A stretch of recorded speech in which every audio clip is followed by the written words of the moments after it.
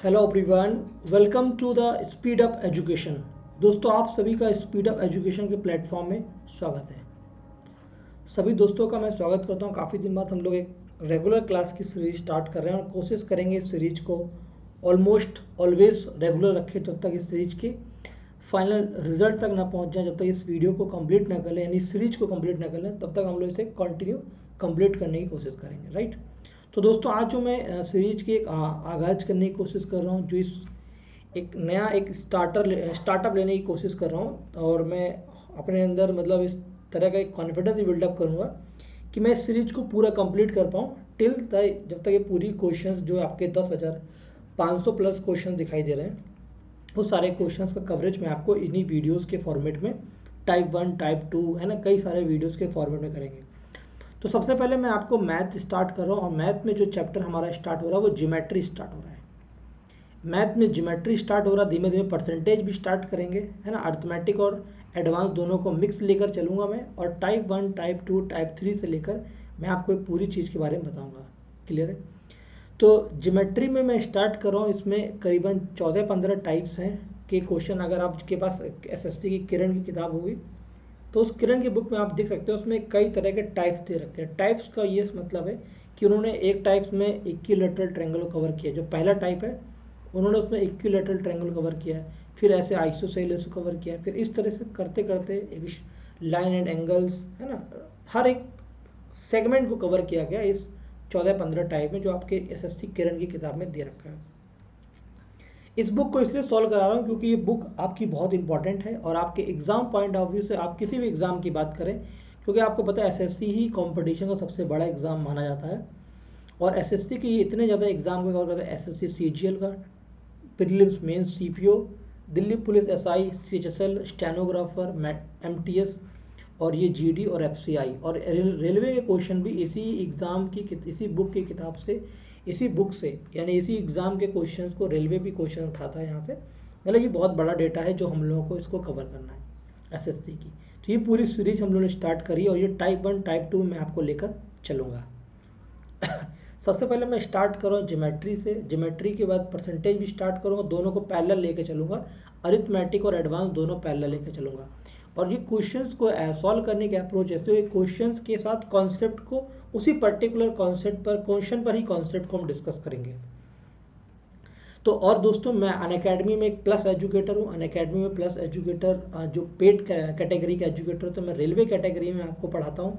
Railway category में जहाँ पर मेरे अपकमिंग कोर्सेज की बात करूँ तो 7 जुलाई से 23 जून से अरिथमेटिक का कोर्स स्टार्ट हो रहा है। अरिथमेटिक यानी अंकगणित आप लोग समझते हैं, ये एक एडवांस का कोर्स भी चल रहा है ऑनगोइंग। अरिथमेटिक क्या होता है, किसी भी एग्जामिनेशन कंपटीशन में मैथ्स आती है, मैथ में 2 सेक्शन होते हैं, अरिथमेटिक और एडवांस। उसके अरिथमेटिक का मैं परसेंटेज से क्लास स्टार्ट करूँगा 23 जून से, यानी यहाँ से 5-6 दिन बाद ये बैच स्टार्ट हो रहा है। और foundation course on the arithmetic का सेकंड पार्ट 7 जुलाई से स्टार्ट हो रहा है। ऐसे एडवांस, मेंस और अर्थमेटिक और एडवांस दोनों ही बैचेस चलते रहते हैं, तो आप इनको ज्वाइन कर सकते हैं, मुझे अनअकैडमी फॉलो कर सकते हैं, और आप इस कोड का यूज़ करके इन कोर्सेज को एनरोल कर सकते हैं, रजत YT10। और जो आप वहाँ पे मेरी फ्री वीडियोस देखेंगे उसके लिए भी एक कोड चाहिए होगा, तो इस कोड को डाल देंगे। अनअकैडमी में फ्री क्लासेस भी आप हमारी देख सकते हो, और बाकी आपको जो पूरा कोर्स होगा वो यहाँ पर भी मिलेगा और अनअकैडमी में मिलेगा। तो जो ये सीरीज जो मैं स्टार्ट कर रहा हूँ वो आपको पूरी पूरी कंप्लीट स्पीड ऑफ एजुकेशन पे मिलेगी।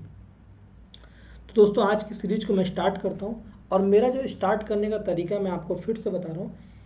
क्वेश्चन पर मैं कॉन्सेप्ट को डिस्कस करूँगा, क्वेश्चन पर कॉन्सेप्ट को। अब देखिए, क्वेश्चन लिखा हुआ है, ये सीएचएसएल में पूछा गया था क्वेश्चन है 2021 में, ठीक है।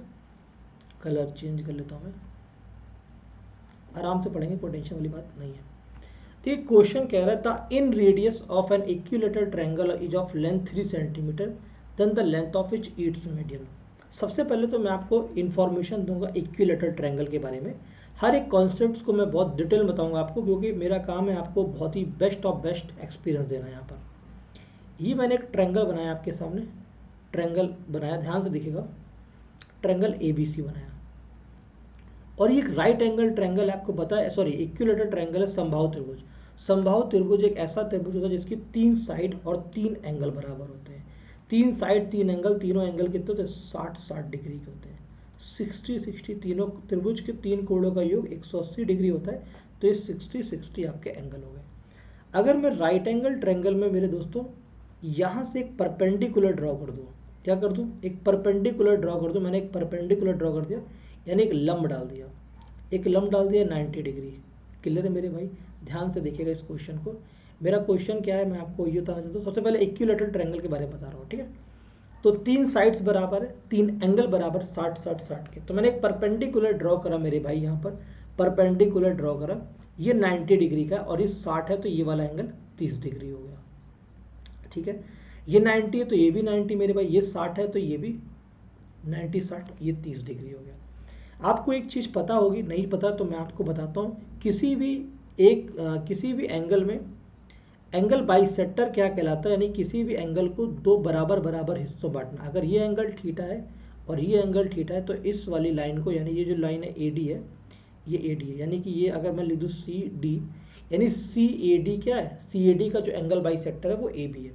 तो ये एंगल बाइसेक्टर लाइन है हमारी, ये क्या है, एंगल बाइसेक्टर। तो हमें क्या दिखाई दिया, इक्विलैटरल ट्रायंगल में ये जो AD लाइन थी, AD भुजा, जो AD साइड थी वो क्या थी, हमारी एंगल बाइसेक्टर थी, यानी कोण समद्विभाजक थी। AD क्या थी, कोण समद्विभाजक, यानी मैंने क्या बोला, एंगल बाइसेक्टर AD लाइन थी।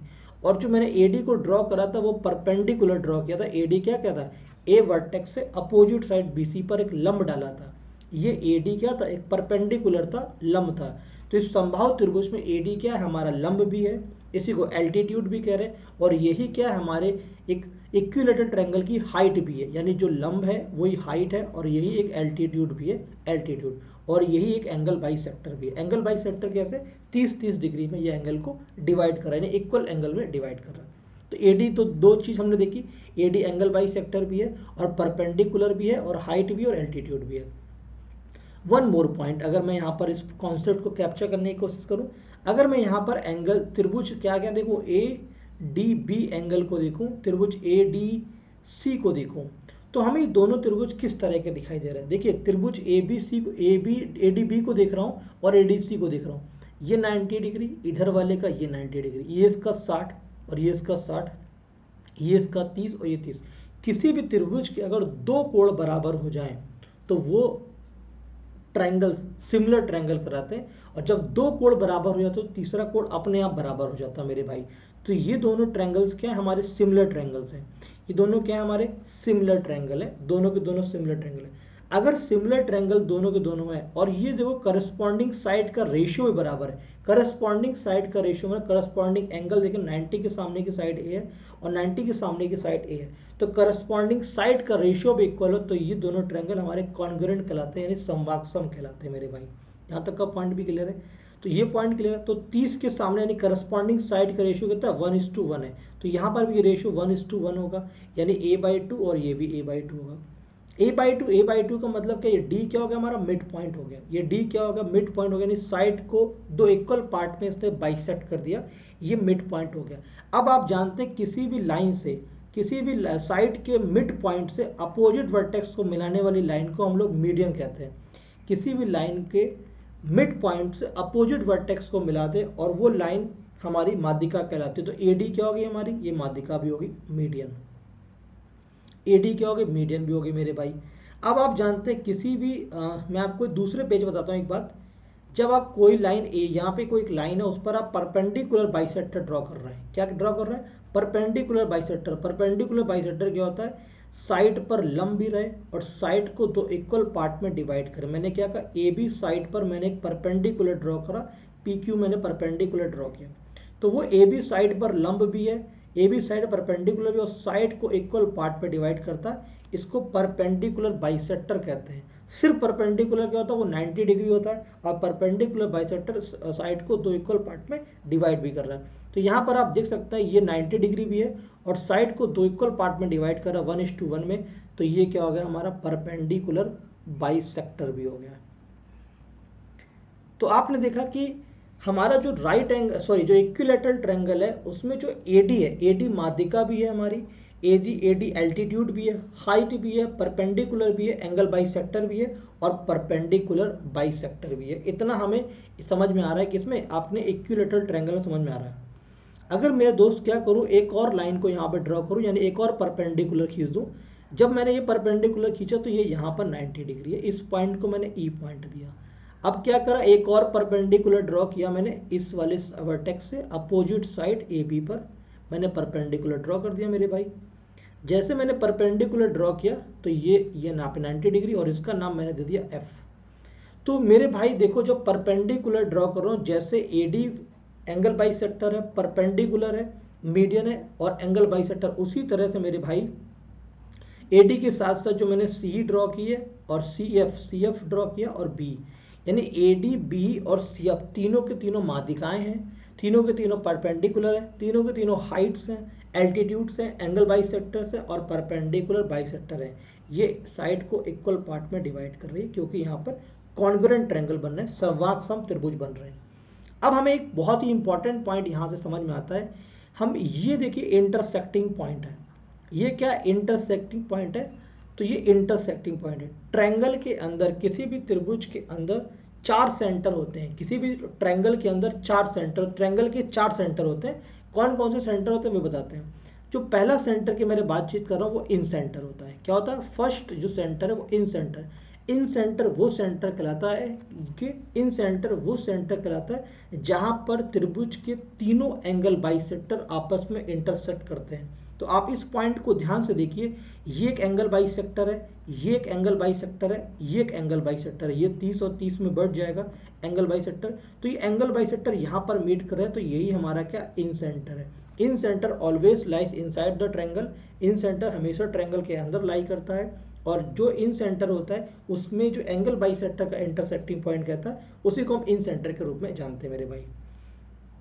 सेकंड पॉइंट मैं जानना चाहता हूं यहाँ पर सरकम सेंटर, शरकम सेंटर, जिसको हम लोग कहते हैं हिंदी में परिकेंद्र। इन सेंटर को अंतः केंद्र कहते हैं और परिकेंद्र कहते हैं। सरकम सेंटर एक वो पॉइंट होता है, सरकम सेंटर वो पॉइंट होता है जहाँ, ये मैंने क्या बताया था, जहाँ पर एंगल बाइसेक्टर का इंटरसेक्टिंग पॉइंट होता है। पर सरकम सेंटर यानी कि परिकेंद्र वो बिंदु होता है जहां पर साइड के परपेंडिकुलर बाइसेक्टर आपस में आकर इंटरसेक्ट करते हैं। जहां पर सरकम सेंटर वो पॉइंट होता है जहां पर साइड के परपेंडिकुलर बाइसेक्टर आकर इंटरसेक्ट करते हैं, उसी को हम लोग सरकम सेंटर कहते हैं। तो देखिए यहाँ पर भी ये परपेंडिकुलर बाइसेक्टर है, ये परपेंडिकुलर बाइसेक्टर ये आकर इंटरसेक्ट कर रहे हैं, तो इसको सरकम सेंटर ओ से मैं सरकम सेंटर कह रहा हूँ। तीसरा सेंटर जो आता है हमारा, तीसरा सेंटर आता है ऑर्थो सेंटर। ऑर्थो सेंटर क्या होता है मेरे भाई, ऑर्थो सेंटर एक ऐसा सेंटर होता है, इसको हिंदी में लंब केंद्र कहते हैं। ऑर्थो सेंटर एक ट्रायंगल का ऐसा सेंटर होता है जहां पर 3 एल्टीट्यूड इंटरसेक्ट करते हैं, जहां पर ट्रायंगल की 3 हाइट इंटरसेक्ट करती है, जहां पर ट्रायंगल के 3 परपेंडिकुलर इंटरसेक्ट करें, उस पॉइंट को परपेंडिकुलर, हाइट या एल्टीट्यूड यानी ऊंचाई, ये 3 जहां पे कट करेंगे। तो आप देखिए ट्रायंगल एबीसी यानी राइट एंगल इक्विलेटरल ट्रायंगल में ये क्या है हमारा, परपेंडिकुलर है, ये भी परपेंडिकुलर, ये भी परपेंडिकुलर, ये तीनों परपेंडिकुलर यहाँ पर इंटरसेक्ट करें, तो ये हमारे त्रिभुज का क्या हो गया, ऑर्थो सेंटर, यानी एच से डिनोट कर रहे हैं, यही पॉइंट ऑर्थो सेंटर भी हो गया। चौथा जो हमारे ट्रायंगल का सेंटर होता है उसको मीडियन कहा जाता है, सेंट्रॉइड कहा जाता है। क्या कहा जाता है, सेंट्रॉइड, हिंदी में इसको केंद्रक कहते हैं।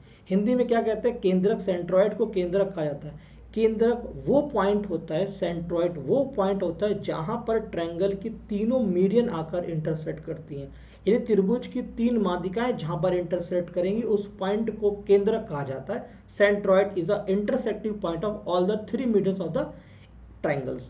तो यहीं पर देखो तीनों माध्यिकाएं, ये हमारी मीडियन है, ये मीडियन है और ये मीडियन है, ये तीनों मीडियन इंटरसेक्ट करें, इसी को हम लोग सेंट्रॉइड कहते हैं। तो ये हमारा सेंट्रॉइड हो गया। यानी हमें ये चीज समझ में आ गई, equilateral triangle is the only one triangle, दुनिया का एकमात्र ऐसा ट्रायंगल इक्विलैटरल ट्रायंगल है जहां पर त्रिभुज के चारों सेंटर आपके ट्रायंगल के यानी इक्विलैटरल ट्रायंगल के एक पॉइंट पर लाई करते हैं। इन सेंटर, सरकम सेंटर, ऑर्थो सेंटर और सेंट्रॉइड एक ही पॉइंट पर लाई करते हैं, उसी को हम लोग इक्विलैटरल ट्रायंगल कहते हैं। ठीक है भाई। ट्रायंगल का एक और सेंटर होता है, एक्सो सेंटर होता है, वो ट्रायंगल के बाहर लाई करता है। हमने क्या बताया, incentre always lies inside the triangle, ये एंगल बाइसेक्टर का इंटरसेक्टिंग पॉइंट होता है। सरकम सेंटर क्या होता है हमारा, परपेंडिकुलर बाइसेक्टर का इंटरसेक्टिंग पॉइंट होता है, और circumcentre may lies inside भी, आउटसाइड भी और on the triangle. Orthocentre क्या होता है, परपेंडिकुलर हाइट या एल्टीट्यूड का इंटरसेक्टिंग पॉइंट होता है। ऑर्थो सेंटर को हिंदी में लंब केंद्र कहते हैं, और ऑर्थो सेंटर भी ट्रायंगल के अंदर, बाहर और ट्रायंगल के ऊपर लाई कर सकता है। Centroid always lies inside the triangle, तो ये मीडियन का इंटरसेक्टिंग पॉइंट होता है। तीन मीडियन जहां पर इंटरसेक्ट करती है, माध्यिकाएं कट करती, उसे सेंट्रोइड कहते हैं। सेंट्रोइड माध्यिका को 2:1 में डिवाइड करता है। इतना पॉइंट मुझे अभी इक्विलेटरल ट्रायंगल में समझ में आया, ये चीज मैंने आपको एक्स्ट्रा बताई। वन मोर पॉइंट मैं आपको इक्विलेटरल ट्रायंगल के बारे में बताना चाहता हूँ, क्योंकि उस ट्रायंगल में उसमें हौच पौच ज़्यादा हो जाता है। ये मैंने एक इक्विलेटरल ट्रायंगल आपके सामने ड्रॉ करा, यानी एक एबीसी समबाहु त्रिभुज बनाया। एबीसी समबाहु त्रिभुज बनाया। अब इसके अंदर मैं एक सर्किल बनाना चाह रहा हूँ। इसके अंदर क्या, एक इन सेंटर आपको दिखाना चाह रहा हूँ, इन सेंटर, क्योंकि मैं पूरा एक्सप्लेनेशन करना चाहता हूँ एक क्वेश्चन के बारे में। अगर मैं पूरा एक बार इक्विलेटरल ट्रायंगल डिस्कस कर लूँगा आपसे, तो उसके बाद हमारी कहानी आगे की बहुत आसान हो जाएगी। ठीक है मेरे भाई बंधु। अब देखो, ये क्या हमने त्रिभुज के अंदर यानी कि इन सेंटर बनाया है। क्या बनाया, इन सेंटर, इन सर्किल बनाया। क्या बनाया, इन सर्किल, जिसको हिंदी में अंतःवृत्त कहता है। यानी त्रिभुज के अंदर जो इन सर्किल का सेंटर होता है उसी को इन सेंटर भी कहा जाता है। ये आपके लिए इन सेंटर हो गया। हमें इन सेंटर की अगर रेडियस पता करनी हो, तो ये रेडियस हमारी क्या होगी भाई, इन सेंटर की रेडियस होगी, ये लाइन खींच देता हूँ यहाँ पे, ये है रेडियस, ये रेडियस होगी मेरे भाई। ये इन सेंटर की क्या होगी, रेडियस आर। इसी की वैल्यू अगर हमको फाइंड आउट करनी है, तो हम कैसे फाइंड आउट करेंगे, मैं आपको ये बता देता हूँ थोड़ी देर फटाफट स्पीड के साथ, क्योंकि जो हमें क्वेश्चन करना है वो फाइनली इन रेडियस के ऊपर ही करना है। ठीक है, तो हमने इतना आपको डिटेल में समझाया। इस डिटेल में समझाने के बाद मैं आपको आगे पॉइंट लेकर आ रहा हूँ। मैं इसकी रेडियस निकालना चाहता हूँ, यानी ये स्मॉल आर की वैल्यू निकालना चाहता हूँ, फिर मैं कैपिटल आर भी निकालना चाहता हूँ। मैं इस पॉइंट को धीमे धीमे एक एक करके सेगमेंट वाइज आपको समझाता हूँ। आइए इसको पहले थोड़ा क्लियर कर देते हैं पीछे। ये क्लियर नहीं होगा क्या, चलिए हटा देते, फिर से बनाते हैं आपके सामने। ये क्या है, एक इक्विलेटरल ट्रायंगल है, समबाहु त्रिभुज हमारा। ये एक समबाहु त्रिभुज है, ए बी और ये सी है मेरे भाई। ध्यान से देखिए, इस चीज को समझने का प्रयास करिए। ए बी सी है, ये एक इक्विलेटरल ट्रायंगल है। मैंने क्या करा, इस ट्रायंगल पर एक परपेंडिकुलर ड्रॉ करा मेरे भाई। इस ट्रायंगल पे क्या करा, एक परपेंडिकुलर ड्रॉ करा, परपेंडिकुलर यानी ये 90 डिग्री ड्रॉ करा। ठीक है, ध्यान से देखिएगा इस क्वेश्चन को आराम से। तो जब ये राइट, ये इक्विलेटरल ट्रायंगल है हमारा, इक्वी यानी समबाहु त्रिभुज है, तो ये 60 डिग्री हो गया और ये 30 डिग्री हो गया, क्योंकि ये 90 डिग्री है इसलिए। ठीक है, ये इक्विलेटरल ट्रायंगल की हाइट है मेरे भाई, एच है, एच है। अगर हम इस ट्रायंगल को थोड़ा सा एक अलग बना ले, थोड़ी देर के लिए, इस जानकारी के लिए इस ट्रायंगल को अलग कर लें, 2 मिनट के लिए खाली समझने के लिए इस ट्रायंगल को अलग कर लूँ, तो ये वाला एंगल मैंने क्या बोला, 30 डिग्री, कुछ भी बोल दीजिए कोई फर्क नहीं पड़ता, और ये 60 डिग्री और ये 90 डिग्री है, राइट एंगल ट्रायंगल है। तो जब भी कभी हमारे इस ज्योमेट्री में या पूरी मैथ में कभी 30, 60, 90 का ट्रायंगल हमको दिखाई देगा, 30, 60, 90 का ट्रायंगल, इसको बोलते हैं 30, 60, 90 का ट्रायंगल। जब भी हमको 30, 60, 90 का ट्रायंगल दिखाई देगा, तो 60 के सामने वाली साइड √3 और ये वाली साइड 2 और ये वाली साइड 1। ऐसा मैंने क्यों बोला, ये वाली अब साइन एंगल है, यहाँ पे साइन रूल लगता है। क्या लगता है, साइन रूल। साइन 60 क्या होता है भाई, साइन 60 होता है √3/2, और साइन थीटा क्या होता है, परपेंडिकुलर अपॉन हाइपोटेन्यूस, लंब/कोण होता है। तो देखो भाई, ये क्या, परपेंडिकुलर और ये हाइपोटेन्यूस, ऐसे साइन 30 लिखा, साइन 30 क्या होता है, 1/2 होता है, परपेंडिकुलर अपॉन हाइपोटेन्यूस, एंगल के सामने परपेंडिकुलर और 90 के सामने हाइपोटेन्यूस। तो मैंने 1 to √3 के रेशियो में लिख दिया, राइट। और ये इक्विलेटरल ट्रायंगल था, तो साइड इसकी ए और ए थी मेरे भाई। पॉइंट को बहुत गहराई से समझो। 30 के सामने वाली साइड 1 होती है, यानी ये 1 यूनिट है, और 60 के सामने वाली √3 होती है, यानी ये साइड जो है √3 यूनिट है। पॉइंट को समझिएगा ध्यान से। अब ये 1 और ये √3 हो गया। अब देखो भाई, ये आपको बताया था अभी, इक्विलेटरल ट्रायंगल में जो हमारा परपेंडिकुलर होता है वही मीडियन होता है। अभी बताया, जो परपेंडिकुलर होता है वही मीडियन होता है, जो एल्टीट्यूड और हाइट होता है वही मीडियन होता है। मीडियन क्या करता है, इसको इक्वल पार्ट में डिवाइड करता है। अगर ये a/2 होगा तो ये भी पॉइंट, क्योंकि ये मिड पॉइंट की तरह काम करेगा। डी क्या करेगा, मिड पॉइंट हो जाएगा, डी क्या हो जाएगा, मिड पॉइंट हो जाएगा। तो ये a/2 हो गया। तो ध्यान से देखिए इसको, 30 के सामने a/2, 30 के सामने क्या होता है, 1 होता है, तो 1 यूनिट की वैल्यू हमको a/2 गिवन है। और हमें क्या निकालना, हाइट निकालना, तो √3 यूनिट की वैल्यू क्या होगी मेरे भाई, अगर एक की वैल्यू a/2 है तो √3 की वैल्यू क्या √3 a/2। यही ट्रायंगल की हाइट होती है। कौन से ट्रायंगल की? इक्विलेटरल ट्रायंगल की हाइट होती है a√3/2, जो कि आपने डायरेक्टली यहाँ से निकाल ली 30 60 90 के ट्रायंगल से ये हाइट हो गई। यहाँ तक का पॉइंट भी क्लियर होगा। अब मैं आपके सामने कुछ और पॉइंट डिस्कस करता हूँ, क्योंकि मैं पूरा इक्विलेटरल ट्रायंगल डिस्कस कर रहा हूँ, जिससे क्या हो कि आगे के सारे क्वेश्चन हम लोग आसानी से समझ सकें। ठीक है भाई, आइए अब हम आगे समझ रहे हैं। ये हो गया। देखो भाई, ये एक सेंट्रॉइड होता है। यहाँ पर मैंने बताया था कि ये देखो अभी डिस्कस किया, अभी ये जो पॉइंट होता है यही सेंट्रॉइड होता है, यही इन सेंटर होता है, यही सर्कम सेंटर, यानी यही पॉइंट सेंटर सेंट्रॉइड है, यही इन सेंटर है, यही ऑर्थो सेंटर और यही सर्कम सेंटर है। अगर मैं यहाँ से एक सर्किल बना दूँ, यहाँ से एक अंदर सर्किल बना दूँ, अंदर जो त्रिभुज की तीनों साइड को टच करता हो जाए, एक ही सर्किल पॉसिबल है और वो तीनों भुजाओं को टच करेगा। इसी पॉइंट को इन सर्किल बोलते हैं। ये अंतःवृत्त है और अंतःवृत्त के केंद्र को अंतः केंद्र कहते हैं, यानी ये इन सेंटर है मेरे भाई। ये पॉइंट क्या इन सेंटर है। देखो भाई, इतना डिस्कस क्यों कर रहा हूँ? क्योंकि मैं इक्विलेटरल ट्रायंगल पूरा पढ़ा दे रहा हूँ, उसके बाद डायरेक्ट क्वेश्चन करना सॉल्व करूंगा। ये हो गया। तो ये जो ट्रायंगल की रेडियस है, क्योंकि आपको पता है सेंटर से टेंजेंट, टेंजेंट क्या होता है? जो सर्किल को एक पॉइंट पर टच करता है उसे टेंजेंट कहते हैं। तो रेडियस टेंजेंट पर परपेंडिकुलर होती है। तो ये क्या हमारी स्मॉल रेडियस है, यानी इन रेडियस। अंतःवृत्त की त्रिज्या स्मॉल r से रिप्रेजेंट कर रहा हूं मैं इसको। और अगर बेटा मैं ये बाहर से एक परिवृत्त बनाऊं, यानी एक सर्कम सेंटर बनाने की कोशिश कर रहा हूँ, बाहर से एक परिवृत्त बना रहा हूँ, थोड़ा सा बन जाएगा, अच्छे से बन जाना चाहिए। बन गया। ठीक है, तो ये क्या है मेरा? बाहर से परिवृत्त बनाया हमने। बाहर से क्या बनाया? परिवृत्त। ट्रेन जा रही, सॉरी। तो ये क्या? परिवृत्त की त्रिज्या है। ये क्या? देखो ये क्या है? जो त्रिज्या है हमारी, ये परिवृत्त की त्रिज्या यानी कैपिटल R। ये क्या हमारे परिवृत्त की त्रिज्या है? कैपिटल R है। ये स्मॉल r इन सेंटर की त्रिज्या, जो बाहर हमारा सर्कम सेंटर बना, ये उसकी त्रिज्या कैपिटल R है। परिवृत्त त्रिज्या क्या? कैपिटल R है। ये हमने कैपिटल R और स्मॉल r लिखा। जो बाहर त्रिभुज के तीनों वर्टेक्स से केवल एक ही वृत्त संभव है, जो बाहर एक तीनों वर्टेक्स को, तीनों शीर्षों को टच करते हुए जो हमारा एक सर्किल बन रहा है, उसको परिकेंद्र कहा जाता है। परिकेंद्र के केंद्र को हम लोग परिवृत्त कहा जाता है। परिवृत्त के केंद्र को परिकेंद्र कहते हैं। जो बाहर एक सर्किल बना हुआ है वो सर्कम सर्किल है। सर्कम सर्किल के सेंटर को ही सर्कम सेंटर कहा जाता है। ये उसका सेंटर है। तो ये उसकी सर्कम रेडियस है। कैपिटल R क्या है? सर्कम रेडियस है, यानी परिवृत्त की त्रिज्या है। ये क्या है? परिवृत्त की त्रिज्या है। स्मॉल r क्या है? इन रेडियस है, यानी अंतःवृत्त की त्रिज्या है। स्मॉल r अंतःवृत्त की त्रिज्या। वीडियो को आराम से स्टॉप कर करके धीमे धीमे देखिए। स्मॉल r क्या? इन रेडियस की त्रिज्या है। इतना पॉइंट हमें समझ में आ गया मेरे भाई बंधु, इतना पॉइंट हमें क्लियर है। ये अब देखो भाई, हमने आपको ये भी बताया था अभी थोड़ी देर पहले, यहीं से सेंट्रॉइड भी है। यही सेंट्रॉइड, क्योंकि माध्यिकाएं तीनों यहाँ से गुजर रही हैं, तो यही सेंट्रॉइड भी हमारा C, ये सेंट्रॉइड भी है। सेंट्रॉइड माध्यिका को 2:1 में डिवाइड करता है।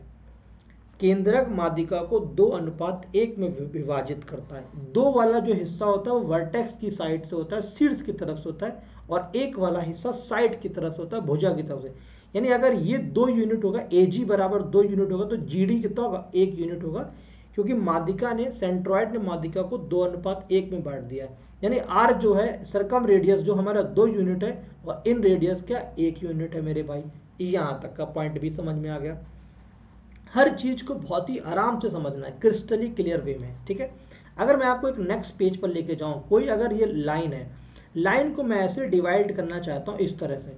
देखिए भाई, लाइन को डिवाइड करना चाहता हूं, अगर ये 2 यूनिट है, ये 1 यूनिट है, तो टोटल लंबाई कितनी होगी इसकी? 3 यूनिट। तो ये क्या होगा भाई? 2/3वां हिस्सा है, और ये 1/3 हिस्सा है साइड का हमारा, इस पूरी लंबाई का। अगर मैं इसी पूरी लंबाई को h मान लूँ, इस पूरी लंबाई को h मान लूँ, तो ये 2h/3 हिस्सा हो गया, और ये h/3 हो गया। अगर मैंने पूरा इसको h मान लिया, तो ऊपर वाला 2h/3 हिस्सा हो गया, नीचे वाला h/3 हिस्सा हो गया। और अभी देखा था ये सेंट्रॉइड था, ये हमारा कैपिटल R था, और ये स्मॉल r था। यानी जो हमारा कैपिटल R आ गया वो 2h/3 आ गया, और जो हमारा स्मॉल r आ गया वो h/3 आ गया। अभी हमने सॉल्व किया, और इससे पहले मैंने थोड़ी देर पहले, यानी ये जो वैल्यू है r, ये क्या है मेरे भाई? यहाँ पे जगह बहुत कम है, तो 2h/3 हो गया। और स्मॉल r क्या होगा? h/3। h/3, h क्या है? हाइट है। स्मॉल r क्या है? अंतःवृत्त की त्रिज्या इन रेडियस है। कैपिटल R क्या है? परिवृत्त की त्रिज्या सर्कम रेडियस है। पॉइंट क्लियर है। और अभी मैंने h की वैल्यू आपके सामने निकाली थी। h की वैल्यू कितनी? a√3/2। h की वैल्यू कितनी है, a√3/2। a क्या है यहाँ पे, राइट इक्विलेटरल ट्रायंगल की साइड है। अगर ये वैल्यू मैं यहाँ पर पुट कर दूँ a√3/2, जो 2 से 2 कट गया, √3 से √3 कट गया, तो ये साइड आ गई a/√3 आ गई मेरे भाई। अगर h की जगह मैं a√3/2 रख दूँ तो ये क्या हो जाएगा, ये आ गया 1/√3। ये इससे कट जाएगा तो साइड क्या आ गई, a√3/2 होता है, h/3 है, ये कट जाएगा तो a/2√3 आ जाएगा। ये हमारी इन रेडियस आ गई है और ये हमारी सरकम रेडियस आ गई। कैपिटल और बड़े वृत्त की त्रिज्या जो बाहर बना हुआ है, स्मॉल जो अंदर बना हुआ है, उसकी त्रिज्या a/2√3। सवाल कभी कभी ये भी पूछता है कि स्मॉल कैपिटल आर और स्मॉल आर की रेडियस यानी कि सरकम रेडियस और इन रेडियस का रेशियो क्या होगा, परिवृत्त की त्रिज्या और अंत्य त्रिज्या का अनुपात क्या होगा, तो a/√3 ये कट जाएगा, a से a कट जाएगा तो रेशियो कितना आएगा, 2:1 आ जाएगा। ये r और r का रेशियो आ गया। अगर सवाल हमसे पूछे कि बाहर वाले सर्किल का एरिया यानी बड़े वाले सर्किल का एरिया निकालिए और छोटे वाले सर्किल का एरिया निकालिए, तो एरिया क्या होगा, त्रिज्या का स्क्वायर, πr² यानी 4:1 हो जाएगा। ये यहाँ तक का पॉइंट भी क्लियर है, हमें सब समझ में आ रहा है कि जो बाहर वाला सर्किल इसका एरिया 4 है, अंदर वाले का एरिया है, बाहर वाले की रेडियस 2 है, अंदर वाले की रेडियस 1 है। हमने कैसे फाइंड आउट किया, मैंने आपको ये भी पॉइंट डिस्कस कर दिया। यहाँ तक का पॉइंट सेगमेंट क्लियर है। अब ये वाले क्वेश्चन को फटाफट कर लेते हैं। तो ये वाला क्वेश्चन क्या कह रहा है मेरे भाई हमसे कि इन radius of equilateral triangle of length 3 centimetre, यानी इन रेडियस की जो लंबाई है वो 3 सेंटीमीटर है। हमसे कह रहा है length of each median, median की लंबाई निकालने का मतलब हाइट की लंबाई निकालना, परपेंडिकुलर बाइसेक्टर निकालना, एल्टीट्यूड निकालना, ये सब बात बराबर है इक्विलेटरल ट्रायंगल में। ठीक है मेरे भाई, इक्विलेटरल ट्रायंगल की लेंथ ये देखिए r दे रखी, तो इन रेडियस अभी हमने पढ़ा था कि a/2√3 होती है और ये बात 3 दे रखी है, तो a बराबर कितना हो गया, 6√3 हो गया, a 6√3 हो गया। लेकिन हमें निकालना क्या है, length of each median. Median का मतलब होता है कि हमें निकालना हाइट निकालना है। हाइट क्या होता है मेरे भाई, अभी हमने पढ़ा था a√3/2, तो a√3 यानी a की वैल्यू कितनी, कलर चेंज कर लेता हूँ, a की वैल्यू 6√3 आई है और ये √3/2, ये 2 से कटा 3, 3 × 3 9 सेंटीमीटर इसका आ गया। अभी हमने जो पढ़ाया उससे हम आगे बहुत सारे क्वेश्चंस करेंगे। 9 सेंटीमीटर हो गया, ठीक है। जो पढ़ाया अभी मुझे और भी पढ़ाना है वो मैं नेक्स्ट क्लासेस में डिस्कस करूंगा। ये सोल्यूशन जो है बुक का सोल्यूशन है, लेकिन मैंने जो आपको डिस्कस किया वो पूरा कंप्लीट बताया है। देखो ऑर्थो सेंटर यानी त्रिभुज का ऑर्थो सेंटर यानी लंब केंद्र और केंद्रक दोनों सेम हो, तो ये दोनों सेम किस में होते हैं भाई, अभी बताया आपको, राइट इक्विलेटरल ट्रायंगल में होते हैं। किस में होता है, इक्विलेटरल ट्रायंगल सब सेम होता है। अभी डिस्कस किया हम लोगों ने ये कि ये सब इक्विलेटरल ट्रायंगल सब कुछ सेम होता है, इक्विलेटरल ट्रायंगल में सब कुछ सेम होता है, अभी डिस्कस किया था। ठीक है, एक और क्वेश्चन देखते हैं। अगर ट्रायंगल में कोई भी सरकम सर्किट, क्या हुआ ये बन क्यों नहीं रहा, अगर किसी भी ट्रायंगल में सरकम सेंटर, इन सेंटर, सरकम सेंट्रॉइड, इन सेंटर, सरकम सेंटर, ऑर्थो सेंटर एक ही पॉइंट पर है, तो अभी बताया था वो इक्विलेटरल ट्रायंगल कहलाता है। तो आज की क्लास को मैं यहीं रख रहा हूँ। मैंने जितना कॉन्सेप्ट डिस्कस किया, इसके बाद मैं आगे भी आपसे और डिस्कस करूंगा, इसके आगे की सीरीज को स्टार्ट करूंगा। आगे नेक्स्ट वीडियो में इसके आगे 3 क्वेश्चन मैंने आज करे हैं, 3 क्वेश्चन से मैंने कॉन्सेप्ट डिस्कस किया, तो आप इसको रिवाइज करिए, आपको सब समझ में आएगा।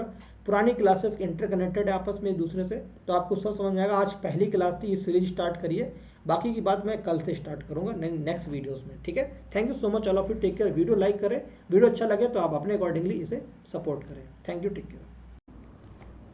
Hello everyone, welcome to speed up education. दोस्तों आप सभी का स्पीड अप एजुकेशन के प्लेटफॉर्म पे स्वागत है। एवरीथिंग इज इजी मेरे दोस्तों। तो दोस्तों मैंने एक सीरीज स्टार्ट करी थी जिसका नाम था एसएससी का मैथमेटिक्स का सॉल्व पेपर सोल्यूशन कराना स्टार्ट किया था। किरण पब्लिकेशन की बुक आती है और एक हर एग्जाम के क्वेश्चन को कवरेज होता है, जहाँ पे एसएससी के क्वेश्चन के साथ साथ और भी एग्जाम में जो क्वेश्चन आने के चांसेस होते हैं वो यहीं से पिक करने के चांस ज़्यादा देखे जाते हैं। तो इसमें 10,500 से ज़्यादा क्वेश्चन है और 1999 से लेकर अभी तक के क्वेश्चंस को कवरेज किया गया है। तो उसी में मैंने सबसे पहले ज्योमेट्री आपको स्टार्ट किया था, ज्योमेट्री, और ज्योमेट्री का टाइप 1 आपको स्टार्ट किया था। अब एक वीडियो अपलोड कर दिया था। अब क्वेश्चंस को सॉल्व कराने का तरीका ये रहेगा, क्वेश्चन पर कॉन्सेप्ट को डिस्कस करते हुए आगे चलेंगे। तो दोस्तों मैं अनअकैडमी प्लस एजुकेटर हूँ, आप मुझे अनअकैडमी फॉलो कर सकते हैं। और मेरा अनअकैडमी में भी कोर्स स्टार्ट हुआ 23 तारीख से। अर्थमेटिक का पार्ट 1, इसमें परसेंटेज स्टार्ट किया मैंने, परसेंटेज। फिर अर्थमेटिक का पार्ट 2 7 जुलाई को स्टार्ट होगा, उसमें मैं रेशियो और प्रॉफिट एंड लॉस के टॉपिक को देखूंगा। और 7 जुलाई से ही एडवांस का बैच स्टार्ट होगा, जिसमें एलजेब्रा स्टार्ट करूँगा। तो आप इन क्लासेस को ज्वाइन कर सकते हैं। ज्वाइन करने के लिए आपको सिर्फ एक कोड का यूज़ करना पड़ेगा, रजत YT10। पूरा अनअकैडमी में सिर्फ इस कोड के थ्रू आप किसी भी कोर्स को परचेज करके ज़्यादा से ज़्यादा बेनिफिट उठा सकते हैं, और जो भी छूट मिलेगी वो आपको मिल जाएगी, राइट। तो ये मैंने लास्ट क्लास में पढ़ाया था, ये देखिए आपके सामने है। जितना भी ये मैंने रिटर्न किया था, ये वीडियो अपलोड है, आपके प्लेलिस्ट बना हुआ है SSC किरण के नाम से, मैथ किरण के नाम से एक प्लेलिस्ट बना हुआ है, उसमें जाके आप देख सकते हैं वीडियो। और क्या कहते हैं कि इसका PDF भी आप डाउनलोड कर सकते हैं। आप मेरे टेलीग्राम चैनल को, स्पीड अप के टेलीग्राम चैनल को ज्वाइन करके ये कर सकते हैं। तो लास्ट क्लास में 3 क्वेश्चन किए, तो कॉन्सेप्ट डिस्कस किए, तो आज चौथा क्वेश्चन है। और बहुत सारे कॉन्सेप्ट मैं ऑलरेडी बता चुका हूँ, तो आप वीडियो को प्रीवियसली देख लीजिए। कह रहा in a triangle 3 altitudes are equal. तो मैंने बताया था कि कोई भी अगर ट्रायंगल है जहाँ पर उसके 3 एल्टीट्यूड इक्वल आ रहे हैं, किसी भी ट्रायंगल में 3 एल्टीट्यूड इक्वल है, एल्टीट्यूड यानी हाइट इक्वल है ना, परपेंडिकुलर इक्वल हो, और एंगल बाइसेक्टर इक्वल हो, मीडियन इक्वल हो, परपेंडिकुलर बाइसेक्टर हो इक्वल हो, ऐसे ट्रायंगल को इक्विलेटरल ट्रायंगल कहा जाता है। लास्ट क्लास में पढ़ चुके हैं। सीजल टायर 2 में क्वेश्चन आया था, देखते हैं, डिस्कस करते हैं इस क्वेश्चन को। ये एक त्रिभुज बना हुआ हमारे पास, ये इक्विलेटरल ट्रायंगल है। डी पॉइंट कहाँ पर है? BC पर है। जो डी पॉइंट है वो हमारा BC पर बना हुआ है, ये डी पॉइंट है, ये B है, और ये C है, और ये A है मेरे भाई, ठीक है। और इस तरह से कि AD is perpendicular to BC। हमको पता है कि त्रिभुज ABC अगर एक इक्विलेटरल ट्रायंगल, एक संभाव त्रिभुज है, अगर उस पर AD परपेंडिकुलर BC है, एक संभाव त्रिभुज में जो परपेंडिकुलर होता है वही माध्यिका होती है, वही परपेंडिकुलर बाइसेक्टर होता है, वही एंगल बाइसेक्टर होता है, वही एल्टीट्यूड होता है, वही हाइट होता है। ये मैं ऑलरेडी आपको प्रीवियस क्लास में कवर कर चुका हूँ, राइट। अगर ये एक एक यूनिट यानी त्रिभुज के तीनों भुजाओं सेम होती हैं, किसकी, all sides are equal of equilateral triangle की, तो ये माध्यिका का काम करती है। और यही एल्टीट्यूड होती है। माध्यिका क्या करती है? साइड को 2 इक्वल पार्ट में डिवाइड करती है। तो ये 1/2 यूनिट, ये 1/2 यूनिट हो गई। हमसे बोला AB का रेशियो AB 1 है, BD का रेशियो 1/2 है, तो ये रेशियो 2:1 हो गया, और ये क्वेश्चन का आंसर हो गया। कह रहा side QR of equilateral triangle PQR है। अगर सबसे पहले मैं आपके सामने PQR एक इक्विलेटरल ट्रायंगल बना दूं, ये PQR इक्विलेटरल ट्रायंगल है। अगर ये PQR इक्विलेटरल ट्रायंगल है तो ये वाला वर्टेक्स P है, ये Q है, और ये R है। सवाल ने क्या कहा कि QR को, यानी QR का मतलब Q से R की तरफ साइड को प्रोसीड किया गया है। आइए Q से R की तरफ साइड को प्रोसीड कर दिया गया, और S पॉइंट से ले गए और P को S से मिलाया गया। ये बात हमारा सवाल कह रहा है कि इसको S पॉइंट तक लेगा, P को S से मिलाया गया, और QR बराबर जो है वो RS के बराबर है।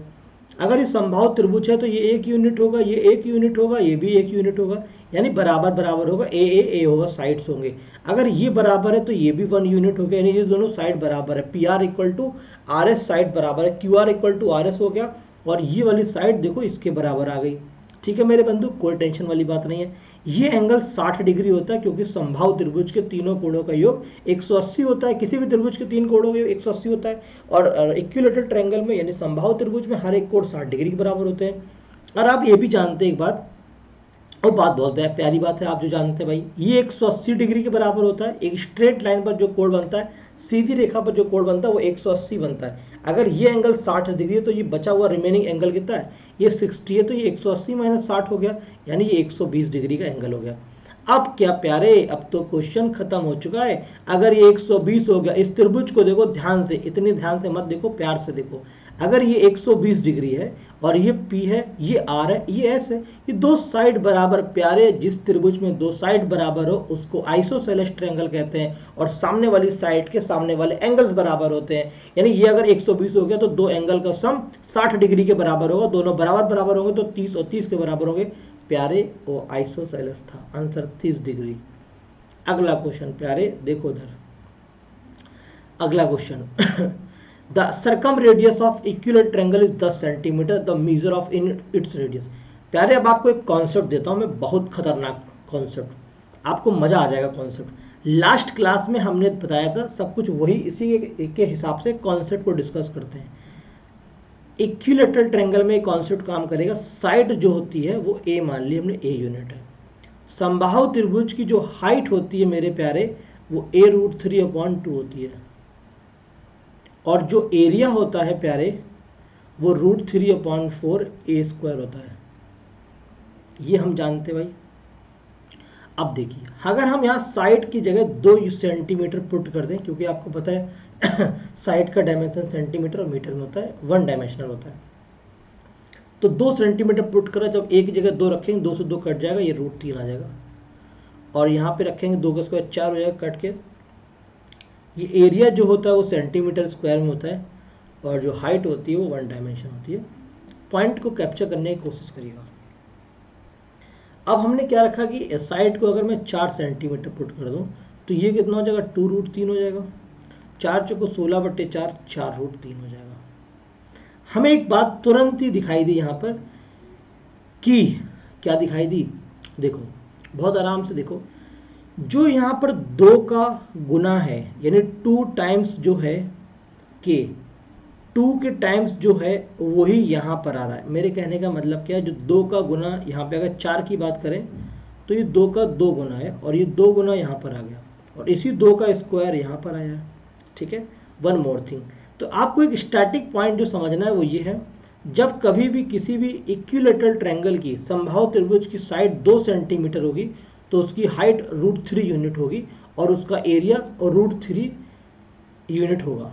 जब किसी भी समबाहु त्रिभुज की भुजा 2 सेंटीमीटर होगी तो उसकी ऊंचाई √3 होगी और एरिया √3 होगा। दूसरी भाषा में कहा जा सकता है, किसी समबाहु त्रिभुज की ऊंचाई अगर √3 है तो उसकी भुजा 2 होगी, एरिया √3 होगा। अगर किसी समबाहु त्रिभुज का एरिया √3 है तो हाइट √3 होगी और साइड 2 होगा। इसी हिसाब से हम कॉन्सेप्ट को बिल्डअप करने का प्रयास कर रहे हैं। आइए देखिए अब देखो, हमने कहा जो 2 का गुना होगा, जितना 2 टाइम्स होगा साइड, उतना ही √3 का गुना कर देंगे तो हमको मिल जाएगा हाइट। उतना ही √3 का हम गुना करके जो गुना हो रहा है उसका स्क्वायर कर देंगे, जितने टाइम्स साइड है उतने ही टाइम्स हाइट होगी, उसके स्क्वायर टाइम्स हमारा एरिया होगा। सर ऐसा क्यों हो रहा है, देखो बेटा, क्योंकि ये सेंटीमीटर में है, ये सेंटीमीटर में, तो इसलिए जितना टाइम्स ये था उतना टाइम्स इसका यूनिट स्क्वायर हो गया, तो हमने जितना भी इसका ट्वाइस हो रहा है या थ्राइस हो रहा है, जितने टाइम्स हो रहा है उसका स्क्वायर कर देना। एरिया का मतलब है तो साइड करस्पॉन्डिंग साइड के स्क्वायर, यानी कि 1 यूनिट और 2 यूनिट का फर्क आ रहा है, राइट। आपको पता है वो 1 डायमेंशन होता है और एरिया 2 डायमेंशन है मेरे भाई। पॉइंट को गहराई समझिए, कोई रट्टाफिकेशन वाला कोई काम नहीं। अगर यहाँ पर मान लीजिए 8 लिखा हुआ है, 8 साइड 8 सेंटीमीटर है, तो ये कितना हो गया, 2 का 4 गुना है। अगर जब 2 साइड होती है हमारा तो हाइट कितना होता है, √3 होता है। जो 2 के गुने में लिखा होता है वही यहाँ पर आता है, 4 गुना हो गया हाइट। जब हाइट 2 होता है, साइड 2 होता है तो हाइट √3 होता है, एरिया भी √3 होता है। जो हमारे 2 का मल्टीपल में लिखा होता है उसी का स्क्वायर हमारा एरिया कहलाता है। ये हो गया 16√3 एरिया। पॉइंट को बहुत गहराई समझिए। अगर यहाँ पे लिखा हो 14 लिखा हो 14, तो ये कितना है, 2 का 7 गुना है। जब हमारे पास 2 साइड होगी तो √3 हाइट होगी और एरिया भी √3 होगा। 7 साइड होगी तो 7 ये भी होगा और 7 का स्क्वायर एरिया होगा। √3 का k टाइम्स होता है हाइट, √3 का k स्क्वायर टाइम्स होता है एरिया होता है। अगर आपको ये बातें समझ में आ गई तो मैं आपके सामने एक, ओ माय गॉड ये कैंसिल हो गया, वापस आ जाएगा, आ गया, वेरी गुड। अब मैं आपके सामने एक पॉइंट और रखता हूँ। देखो भाई पॉइंट क्या कह रहा है, अगर मुझे मान लो कि ये गिवन है, यहाँ पे मान लो कुछ भी गिवन है, यहाँ पे मान लो कि 3√3 गिवन है, हमको हाइट 3√3 दे रखी है। क्या दे रखी है हाइट 3√3 दे रखी है। तो साइड और एरिया क्या होगा, डायरेक्ट फाइंड आउट कर सकते हैं। जब √3 हमारी हाइट होती है, जब हमारी हाइट √3 होती है तो साइड कितनी होती है, हाइट √3 होती है, साइड 2 होती है, 2 साइड 2 होती है। जो इसके गुने में होता है वही यहाँ होता है, 2 3 6। √3 जब साइड होती है तो एरिया कितना होता है, √3 होता है। जो इसमें लिखा होता है इसके ट्वाइस में, वो इसका स्क्वायर बन जाता है, यानी कि जो इसका मल्टीपल होता है वो उसका स्क्वायर बन जाता है। पॉइंट क्लियर है। जो √3 का जितना गुना होता है एरिया भी √3 के उनकी पावर का 2 गुने के, पावर के स्क्वायर के गुने के बराबर हो जाता है। पॉइंट समझिए, जब हाइट √3 है, जो √3 का मल्टीपल है, √3 का जितना गुना है वही एरिया √3 के स्क्वायर के गुने के बराबर होगा, जो भी चीज जितने गुने हैं। ठीक है भाई, पॉइंट को गहराई से समझिए। यहाँ तक का बात क्लियर है। यहाँ हम साइड से हाइट पे पहुंचे थे, हाइट से एरिया पहुंचे थे, अभी साइड से हाइट पर पहुंचे और साइड से एरिया पहुंचे। यहाँ पे कुछ भी गिवन हो, आप √3 का मल्टीपल, अगर नहीं है तो डिवाइड करके बना लीजिए √3 को, कोई घबराने वाली बात नहीं है, बिल्कुल भी परेशान होने वाली बात नहीं है। यहाँ पे 6 लिखा हुआ मान लीजिए 6 लिखा हो, आपको √3 ना दिखे तो आप क्या करो, √3 इंटू 2√3 ऐसे कन्वर्ट कर लो। तो अब आपको कन्वर्ट कर लिया आपने, 2√3 इंटू √3, इसका प्रोडक्ट 6 होता है। जब √3 हमारी होती है हाइट, तो एरिया कितना होता है, √3 होता है। साइड कितनी होती है, 2 होती है। जो मल्टीपल में लिखा होता है वही हमारा आता है साइड, यानी 4√3 हमारी साइड होगी। एरिया क्या होगा, 2√3 का स्क्वायर, यानी 12√3 इसका क्षेत्रफल हो गया। ये चीज़ आप डायरेक्ट कर सकते हैं। पॉइंट क्लियर है यहाँ तक? उम्मीद करता हूँ यहाँ तक की बातें बहुत समझ में आपको आ रही होंगी। और अगर हम आगे बात करें आगे कि अगर मान लो यहाँ पर एरिया दे रखा है 121√3 एरिया दे रखा है, हमको पता है एरिया √3 होता है तो हाइट भी √3 होती है और साइड 2 होती है। जो यहाँ लिखा होता है वो स्क्वायर लिखा होता है, 11 का स्क्वायर लिखा है तो 11 का स्क्वायर यानी 11 गुना हो गया और ये भी 11 गुना हो गया, यानी साइड 22 हो गई, हाइट 11√3 हो गई और एरिया 121√3 हो गया। हम डायरेक्ट फाइंड आउट कर सकते हैं किसी भी संभावित त्रिभुज की आपको भुजा, ऊंचाई और क्षेत्रफल गिवन हो तो। दूसरा पॉइंट क्या कहता है, जब कभी भी आपके सामने बना देते हैं, ये एक संभावित त्रिभुज है ये एक संभावित त्रिभुज, इसके अंदर मैं एक वृत्त बना दे रहा हूँ जिसको हम लोग कहते हैं इन सर्किल, अंतः वृत्त के तौर पर जाना जाता है ये। और जो बाहर के तीनों वर्टेक्स को टच होते हो जाए उसे बाह्यवृत्त कहा जाता है, यानी परिवृत्त कहते हैं। ठीक है बंधु, ये हो गया, ये सेंटर अंदर वाले का, ये हो गई अंदर वाले की radius in r, small r, ठीक है। और ये हो गया कैपिटल आर, ये बड़े वाले की त्रिज्या होगी कैपिटल आर। मैं आपको ऑलरेडी इसके फॉर्मूला बता चुका हूँ। आर बराबर क्या होता है, a/2√3 और कैपिटल आर बराबर क्या होता है, a/√3 होता है। ये बात मैं आपको पहले बता चुका हूँ। और अगर हमको बेटा यहाँ पर साइड का रेशियो लिखना हो, क्या लिखना हो, साइड लिखनी हो, इन रेडियस लिखनी हो, आर इन लिखनी हो, और सरकम रेडियस लिखनी हो, कैपिटल आर का अनुपात लिखना हो, तो हम बताएं। साइड हम जानते हैं बेटा ए यूनिट हमने मान रखी है किसकी, एक संभावित त्रिभुज की साइड ये मान रखी है। इन रेडियस अभी तक हमने a/2√3 और ये a/√3। अगर हम 2√3 से ऊपर मल्टीप्लाई कर दें तो ये 2√3 हो जाएगा और a से a कट जाएगा, ये 1 यूनिट आ जाएगा और ये 2 यूनिट आ जाएगा। डायरेक्ट देखिए भाई कॉन्सेप्ट क्या है।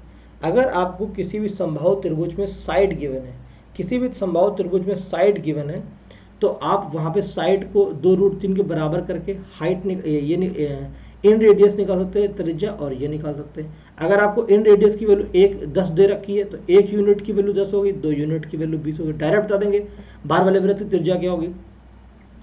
अगर मान लो आपको ये गिवन है मेरे भाई, क्या गिवन है, अगर बोल दे कि बाहर वाले वृत्त की त्रिज्या 40 सेंटीमीटर है तो 2 यूनिट बराबर 40, 1 बराबर 20, यानी कि इसके अंदर वाले की 20 हो जाएगी और इसको कर देंगे 20 का, तो 20 इंटू 2√3 कर देंगे तो इसकी साइड हो जाएगी 40√3 त्रिभुज की। तो ये आपने डायरेक्ट फाइंड आउट कर लिया। ये आप इस एरिया को इसको ध्यान रखेंगे, इस रेशियो को, ये बहुत ही इंपॉर्टेंट है, इसको आपको दिमाग में सेट करके रखना है। इतनी बात समझ में आ गई। अगर हम साइड तक पहुंच गए तो अब हम एरिया तक ही पहुंच जाएंगे। एरिया तक देखिए भाई अभी हमने पढ़ा था कि अगर हमारे पास साइड 2 होती है तो एरिया कितना होता है, √3 एरिया होता है, और जो इसके गुना होता है उसी का स्क्वायर हो जाता है एरिया में, तो √3 का स्क्वायर 3√3 एरिया हो गया। अब ये रेडियस 1 है, पाई आर स्क्वायर क्या कहता है, पाई आर स्क्वायर, वृत्त का क्षेत्रफल पाई आर स्क्वायर, बाहर वाले त्रिभुज का क्षेत्रफल वृत्त का क्षेत्रफल पाई आर स्क्वायर, ये तो क्या गया 3√3 पाई और 4 पाई, ये क्या आ गया, इनके क्षेत्रफल का अनुपात आ गया। तो ये आपको रेशियो याद रखना है, इससे आप क्वेश्चन को डायरेक्ट सॉल्व कर पाएंगे। अभी मैं आपको सॉल्व करने का तरीका इन क्वेश्चंस का डायरेक्ट बताऊंगा। देखिए ये क्वेश्चन है, अब कह रहा सरकम रेडियस जो है इक्विलैटरल ट्रायंगल की 10 है। आपने अभी रेशियो पढ़ा किसका, एरिया का 3√3, सॉरी आपने किसका पढ़ा अभी, एक सेकेंड, हमें यहाँ पे निकालना है साइड का। तो साइड का आपने पढ़ा 2√3, 1 यूनिट और 2 यूनिट। 1 होती है अंदर वाले वृत्त की त्रिज्या, है ना, वो पेन सेलेक्ट कर लें। और ये हमें किसकी दे रखी, बाहर वाले की दे रखी 10 यूनिट। 2 बराबर 10, ये 5 गुना है, 1 यूनिट की वैल्यू 5 हो गई, तो ये आ गया 5। इसका आंसर 5 आ गया, अंदर वाले वृत्त की त्रिज्या आ गई। अगर भुजा पूछता तो हम 5 का मल्टीप्लाई इसमें कर देते, 10√3 हो जाती है, ये इसका आंसर हो जाता है। ठीक है, अब 12 मजा, फॉर्मूले की इस्तेमाल खत्म। 5 कह रहा है कि if the incentre of equilateral triangle lies inside the triangle its radius is 3। Incentre की रेडियस इन रेडियस कहलाती है, यानी r बराबर 3 दे रखा है। r बराबर 3 याद करो वो वाला रेशियो, 2√3, 1 और 2, 1 की वैल्यू 3 दे रखी, तो r की वैल्यू, r 1 की वैल्यू 3, तो 2 की वैल्यू कितनी होगी, 2 × 3 × √3, ये कितना आ गया, 6√3 आ गया। डायरेक्ट आएगा आप सब कुछ आपके लिए 6√3। अभी बताया मैंने आपको सब कुछ। अब देखो सवाल क्या कह रहा है कि एक ट्रायंगल है, एक ट्रायंगल है और जहां पर ortho centre, circum centre, centroid coincide करे। मैं आपको ऑलरेडी बता चुका हूं, लेकिन आपको एक बार फिर से बता दे रहा हूं, क्योंकि मालूम हो सकता है आपने पुरानी क्लास ना देखी हो। ठीक है,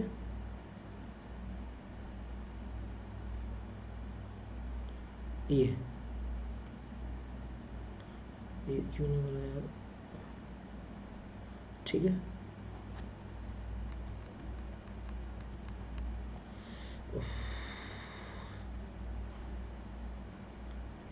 ये मान लीजिए ये त्रिभुज है, ये ऐसे कट कर रहे हैं, ये ऐसे कट कर रहे हैं, ये। अब देखिए, जब कभी भी हमारे पास ट्रायंगल में ऑर्थो सेंटर, सर्कम सेंटर ये कोइंसाइड करेंगे, अगर यहाँ पर बेटा क्या होगा, यहाँ पर अगर हमारे पास क्या होगा, सबसे पहले अगर ये सेंट्रॉइड होगा, जी सेंट्रॉइड होगा, तो ये तीनों माध्यिकाएं होंगी। कौन कौन सी, AD, BE और CF, ये तीनों के तीनों माध्यिकाएं। जहां पर तीनों माध्यिकाएं इंटरसेक्ट करती हैं उस पॉइंट को हम लोग सेंट्रॉइड के रूप में जानते हैं। सर्कम सेंटर वो पॉइंट कहलाता है जहां पर परपेंडिकुलर बाइसेक्ट कट करते हैं। क्या करते हैं, परपेंडिकुलर बाइसेक्ट करते हैं, उसको सर्कम सेंटर कहते हैं। सर्कम सेंटर जहां परपेंडिकुलर बाइसेक्ट कट करते हैं, साइड को दो भागों में बांटते हैं। इन सेंटर क्या कहलाता है, जब इन सेंटर क्या होता है, जब एंगल बाइसेक्टर कट करते हैं। क्या करते हैं, जब एंगल बाइसेक्टर कट करे तो उसे इन सेंटर कहा जाता है। और ऑर्थो सेंटर क्या कहता है, जब एल्टीट्यूड कट करे, जब परपेंडिकुलर कट करे, उस पॉइंट को ऑर्थो सेंटर कहता है। तो एकमात्र ऐसा त्रिभुज होता है इक्विलैटरल ट्रायंगल जहां पर एक ही पॉइंट पर ट्रायंगल के चारों सेंटर्स लाई करते हैं। अगर यहाँ पे क्वेश्चन एक पॉइंट ना लिखा होता, एक लाइन लिखा होता कि एक लाइन पर पड़ते हैं चारों पॉइंट, तो उसका आंसर आइसोसेलेस ट्रायंगल होता। पॉइंट, आइसोसेलेस में एक लाइन पर चारों सेंटर्स होते हैं और इक्विलैटरल ट्रायंगल में एक पॉइंट पर चारों सेंटर्स होते हैं। अगला क्वेश्चन, क्वेश्चन क्या कह रहा है, डायग्राम बना के बताना चाहूंगा कि ये एक त्रिभुज है, इसका नाम है इक्विलैटरल ट्रायंगल, समबाहु त्रिभुज है। उसमें PQR क्या है, ये पॉइंट है, mid point of the ABC mid point है भाई। इसको मिला दे रहा हूँ मैं पहले से, फिर बता दे रहा हूँ डायग्राम आपके सामने। ये क्या है, देखो त्रिभुज ABC है, AB पर है पॉइंट P, BC पर है Q और ये है R, और ये तीनों मिड पॉइंट से मिल रहे हैं। मिड पॉइंट से मिलेंगे तो ये 1:1 में सब डिवाइड करके जाएगा, क्योंकि साइड्स इक्विलैटरल ट्रायंगल बराबर होती है, तो मिड पॉइंट को इक्वली पार्टिसिपेट करेगी, इक्वली सेपरेट करेगी, इक्वली रेशियो में डिवाइड करेगी।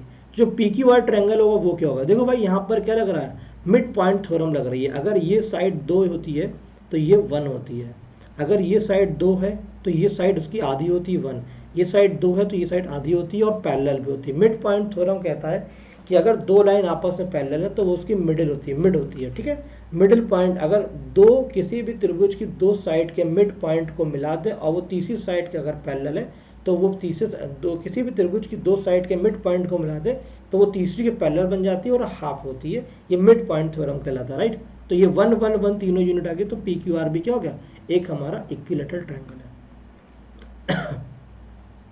कह रहा है ABC एक इक्विलैटरल ट्रायंगल है जहाँ पे AX BY CZ एल्टीट्यूड है। मैं आपको पहले बता चुका हूँ किसी भी इक्विलैटरल ट्रायंगल में कि वहाँ पर क्या होता है, किसी भी इक्विलैटरल ट्रायंगल में उसके एल्टीट्यूड्स, उसकी परपेंडिकुलर बाइसेक्टर, उसकी मीडियन, सबकी लंबाई बराबर होती है। ये आपको नेक्स्ट प्रीवियस क्लासेस में डिस्कस कर चुका हूँ। अगला क्वेश्चन क्या कह रहा है, कह रहा है एबीसी एक इक्विलेटरल ट्रायंगल है। बना देता हूँ एबीसी एक इक्विलेटरल ट्रायंगल। ये एबीसी एक इक्विलेटरल ट्रायंगल है। आइए, ए बी और सी समबाहु त्रिभुज है। C D is the internal bisector of angle C. अच्छा, सी डी क्या एंगल बाइसेक्टर है? इंटरनल। इंटरनल का मतलब वो अंदर है, नहीं बोलता तो भी अंदर ही लेते जब तक बाहर के बारे में बोला ना जाए। तो ये क्या इंटरनल बाइसेक्टर, यानी ये अगर 30 है तो ये भी 30 होगा, क्योंकि ये पूरा का पूरा 60 है। क्यों 60 है? क्योंकि ये समबाहु त्रिभुज है। ये डी पॉइंट है, इसने बोला सी डी। डी सी का मतलब क्या, डी से सी की तरफ प्रोसीड करेंगे और ई तक लेकर जाएंगे। ये आपको ऑलरेडी प्रीवियस क्लास में बता चुका हूँ। ये मैंने प्रोसीड करा और ए सी बराबर है, यानी ए सी से ये लाइन मिलाई जाएगी।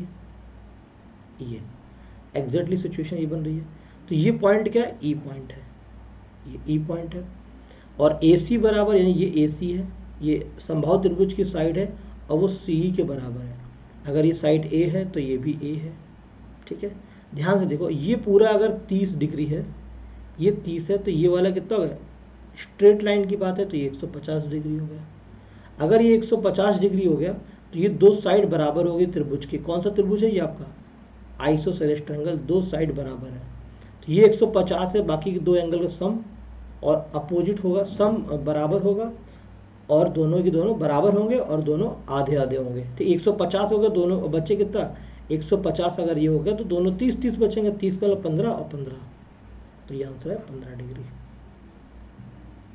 ठीक है, G is the centroid of equilateral triangle. अगर ये इक्विलेटरल ट्रायंगल है G is the centroid of equilateral triangle, ये क्या है? जी सेंट्रॉइड है। ए बी सी, अगर ए बी की साइड 10 सेंटीमीटर दे रखी है तो ए जी की लेंथ निकालनी। ए जी मैं आपको प्रीवियस क्लास बता चुका हूँ, ये ए जी हाइट का 2/3 हिस्सा होता है, या सरकम रेडियस का बोल सकते हैं आप 1/3 हिस्सा होता है।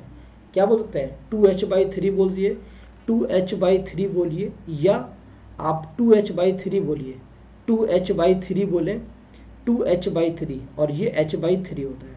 ठीक है, 2h/3 होता है ऊपर वाला पार्ट और नीचे वाला पार्ट h/3 होता है। आर के टर्म्स में अगर डिवाइड करना चाहते हैं तो हम आर्ट के टर्म्स में भी आपको ऑलरेडी बता चुके हैं कि आर्ट के टर्म्स में इसको हम कैसे डिवाइड करते हैं। पॉइंट क्लियर है? हमने आपको आर एवरीथिंग सब कुछ बताया हुआ है कि आर के टर्म में कैसे डिवाइड किया जाता है। हर चीज़ बताई गई है कि किसको कैसे कैसे डिवाइड करते हैं। प्रीवियस क्लास को जरूर देखिएगा। अब ए बी की लेंथ देती है 2h/3 निकालना है, तो ए बी की लेंथ देती है 10। एच की वैल्यू कितनी होती है भाई? a/2√3, √3 a/2। एच की लंबाई तो 2 इंटू a√3/2, कट गया a√3, ए कितना है? 10 और ये आ गया √3। देखो फिर से देखो, आप इस सवाल को फिर से देखिए, डोंट बी कंफ्यूज। ये त्रिभुज ABC क्या है? एक इक्विलेटरल ट्रायंगल है। बहुत ही कूड़ा क्वेश्चन है, सीजल टायर 2 में आया था। बताइए, शर्म वाली बात है। ये A है, ये B है और ये C है। ठीक है, एक सेंट्रॉइड यहाँ पे बना हुआ है। ये लाइन यहाँ पे खींचता हूँ, ये ऐसी लाइन है। ठीक है, ओके। तो ये पॉइंट मान लो AD है, तो ये इसको सेंट्रॉइड क्या करता है? 2:1 में डिवाइड करता है। ये अगर 10 है तो ये सब 10 के बराबर हो जाएगा। अब बेटा क्या है, देखो साइड हमें 10 सेंटीमीटर दे रखी है, हमको AG की लेंथ निकालनी। AG क्या होता है? इसका 2/3 हिस्सा है, 2/3 हिस्सा है, हाइट का 2/3 हिस्सा है। अगर किसी भी समबाहु त्रिभुज की साइड पता हो तो हम हाइट तक पहुंच सकते हैं। साइड कितना है? 2 का 5 गुना है, तो हाइट कितना होता है? 5√3 होता है। 5√3, और ये 5√3 का ही हमको कौन सा हिस्सा लिखना है?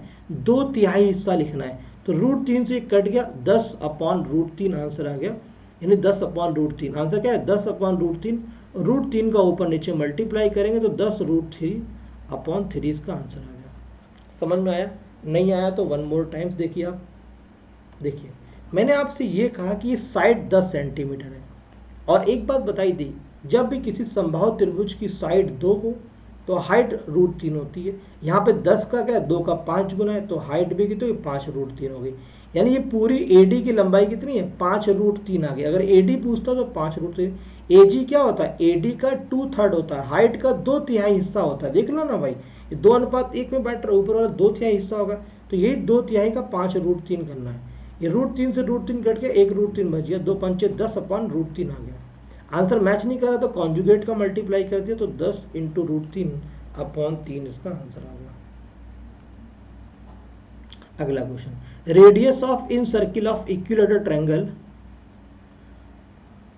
Having side each and. अगर ये साइड 6 है तो हमें इन रेडियस पता करना है। इन रेडियस आप जानते थे इसकी यूनिट की वैल्यू 1 होती है, सर्कम की वैल्यू 2 होती है और साइड की क्या वैल्यू होती है 2√3 होती है। 2√3 2√3 की वैल्यू हमको 6 दे रखी है, यानी 2√3 की वैल्यू हमको 6 दे रखी है। 2√3 की वैल्यू 6 दे रखी है, एक की वैल्यू निकालनी है तो 6/2√3 ये कट गया, 3/√3 ये भी कट गया, आंसर है √3। पॉइंट क्लियर है। अगला देखिए, if the 3 medians of triangles are same. मैं आपको ऑलरेडी बता चुका हूं, एक ही मात्र दुनिया का ट्रायंगल है, एक ही मात्र ट्रायंगल होता है जिसकी तीनों मीडियंस बराबर होती है, उसी को हम लोग आइसोसेलेस ट्रायंगल नहीं कहते हैं। क्या कहते हैं? आइसोसेलेस ट्रायंगल नहीं कहते हैं, क्या कहते हैं? इक्विलेटरल ट्रायंगल कहते हैं। ठीक है, आइसोसेलेस में केवल एक मीडियन बराबर होती है, बाकी दो अलग होती है। अब देखो भाई इस क्वेश्चन को, ट्रायंगल एबीसी को ड्रॉ किया गया, एबी बराबर एसी है, एबी बराबर एसी है, एसीडी 120 डिग्री है तो ये 60 डिग्री होगी, राइट एंगल डायग्राम बना हुआ है। एंगल ए की वैल्यू मांग रहा है, ये आपको बता दो साइड बराबर है, जब दो साइड बराबर है तो दो कोण भी बराबर होंगे। अब देखो भाई एक 60 हो गया, दोनों का मतलब कितना होना, अब ये 120 भर के बराबर होने हैं। जब ये एक कोण 60 हो चुका है तो बाकी दो कोण 120 के बराबर होंगे। क्यों? क्योंकि त्रिभुज के तीनों कोण 180 के बराबर होता है। अब इन एंगल्स को बराबर होना है, तो ये वाला 60 है मेरे भाई, तो ये वाला भी 60 होगा, है ना। ये दोनों 60 होंगे तो ये भी 60 हो जाएगा। हमें एंगल ए निकालना है, 60 डिग्री के बराबर होगा। आगे देखो, साइड बीसी ऑफ ट्रायंगल, पहले ट्रायंगल बना दो फटाफट।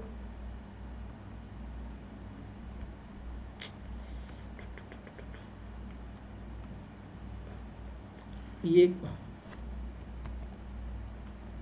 देखिए, ये क्या है, एक ट्रायंगल एबीसी है, एबीसी बीसी को एक्सटेंड किया गया डी तक,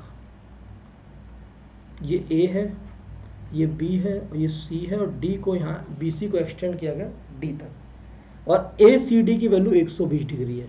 कौन सी वैल्यू? ए सी डी की।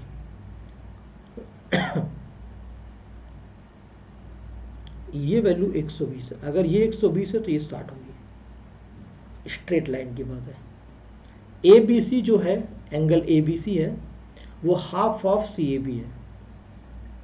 कौन सा? ए बी सी और सी ए बी। अगर सी ए बी अगर हमारा थीटा है, तो अगर सी ए बी का वैल्यू थीटा है, देखो क्या लिखा हुआ है, ए बी सी बराबर हाफ सी ए बी। अगर ये थीटा है तो ए बी सी 2 थीटा हो जाएगा, ए बी सी क्या हो जाएगा? 2 थीटा हो जाएगा, अगर ये थीटा एंगल है।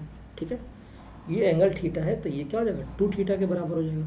अब देखो बेटा, त्रिभुज के तीनों कोणों का योग कितना के बराबर होता है? हमें ए बी सी एंगल निकालना है, ये 2 थीटा निकालना है, तो आप चाहो तो वो लगा लो, एक्सटर्नल लगा लो। त्रिभुज के एक्सटर्नल एंगल का जो सम होता है अपोजिट टू इंटीरियर एंगल के सम के बराबर होता है। मैंने क्या कहा, इधर देखिए फटाफट,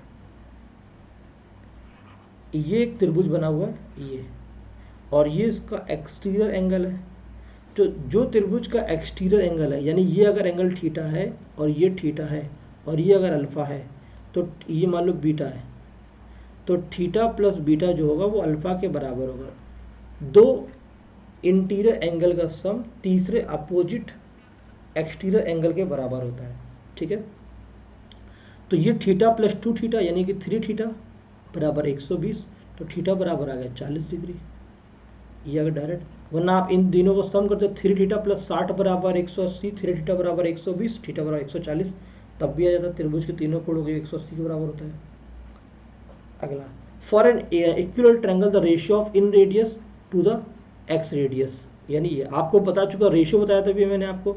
2√3 साइड होती है, एक हाइट, एक इन रेडियस होती है, 2 होती है, तो ये कैपिटल R 2 है, ये 1 है, 2 है, और इन रेडियस निकालना तो 1:2 हो गया। ये वाला फॉर्मूला 1/2। अगला क्वेश्चन देखो, ये क्वेश्चन क्या कह रहा है,